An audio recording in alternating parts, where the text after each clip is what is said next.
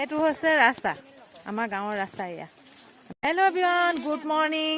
আৰু আজি ভিডিঅ'টো ৰাস্তাৰ পৰাই ষ্টাৰ্ট কৰিছোঁ, কিয়নো ঘৰৰ পৰা বনাবলৈ টাইম নহ'লেগৈ। এয়া দেখিছে আমি খোজকাঢ়ি আহি আছোঁ, আৰু যিহেতু বতৰ বেয়া, বৰষুণ দিছে, আৰু কিয় খোজকাঢ়ি আহিছোঁ আজি কৈ দিছোঁ সকলোখিনি কথা। আমাৰ ৰাস্তা এয়া গাঁৱলীয়া ৰাস্তা, যিহেতু এনেকুৱা অৱস্থা হৈ গৈছে, আৰু মইনাক স্কুলত থ'বৰ কাৰণে অকণমান অসুবিধা হৈছে। আৰু যিহেতু কেঁচা ৰাস্তা, আমাৰ ৰাস্তাটো বনোৱাই নাই, সেয়া এইটো নলা নিচিনাই হৈ গৈছে। এইটো ৰাস্তা বুলি ক'বই নোৱাৰি, এইটো ৰাস্তা বুলি নকয়। এনেকুৱা গাঁৱৰ ৰাস্তা চাগে ক'তোৱে নাই, আৰু আমাৰ গাঁৱতে আছে। এফালে দাদাহঁতৰ বৌ আৰু এইফালে দাদা ছোৱালী আগত গৈ আছে।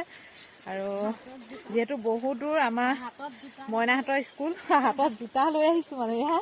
আৰু এনেকুৱা কণ্ডিশ্যন হৈ গৈছে আজি, ক'বলৈ কোনো ভাষা নাই। এনেকুৱা চাগে কাৰোৱে লগত হোৱা নাই নেকি, এনেকুৱা বাম জেগা, যিহেতু পাহাৰীয়া ৰাস্তা। আৰু এনেকুৱা পৰিস্থিতি আমাৰো আহিছে আজি, আৰু বহুত বেছি কষ্ট হৈছে স্কুলীয়া ল'ৰা ছোৱালী